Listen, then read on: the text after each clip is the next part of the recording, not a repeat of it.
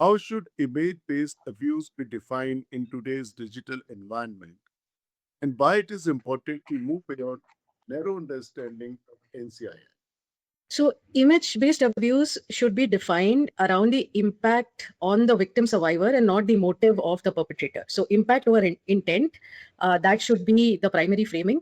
Now, whether the perpetrator did it out of revenge, for profit, to coerce, for humor, for sexual gratification, for harassment or social control, or for following some sort of social mores that this person has brought shame to us. So let's put them in their place. None of that matters. It should be treated as a breach of trust and a violation of consent. When the matter is consensually short but meant to be private, it should be treated as a violation of privacy. It should be framed around informed consent of the persons in the imagery and nothing else. So that should be the basis of the understanding of all image-based abuse. Revenge porn is a more well-known and more commonplace term, especially amongst laypersons, but it's a harmful term. And one of the reasons it is harmful is that it misplaces blame on the victim survivors by implying that they've done something which invited. Another thing that should form the basis of the understanding of image-based abuse is that it's an ongoing harm, and it's an ecosystem. It's not a single act. It's not a discrete act of one act of sharing or one act of recording someone in a place where they expect privacy of planting a camera.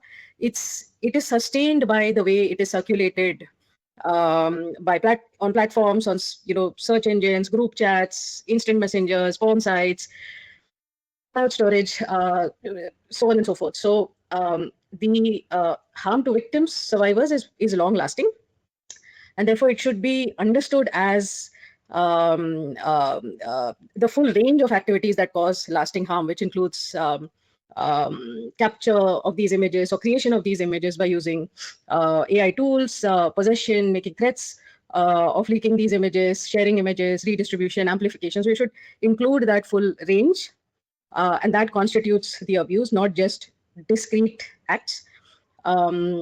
And another thing to remember is that having these narrow definitions leave survivors unprotected. So if the laws or the platform rules only cover, say, nude images or former partner revenge or explicit sexual content, then it'll miss acts like threatening or deep fakes or hidden camera abuse or abuse of cameras that are not hidden. Another thing to remember is that having these narrow definitions leave survivors unprotected. So if the laws or the platform rules only cover, say, nude images or former partner revenge or explicit sexual content, then it'll miss acts like threatening or deep fakes or hidden camera abuse or abuse of cameras that are not hidden. Sometimes.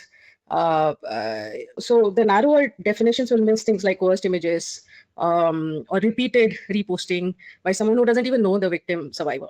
At the same time, having a broader definition improves support to the survivors in terms of law, in terms of moderation systems available. It helps policymakers, police, courts, platforms, and organizations that support victim survivors to respond to the full life cycle of abuse.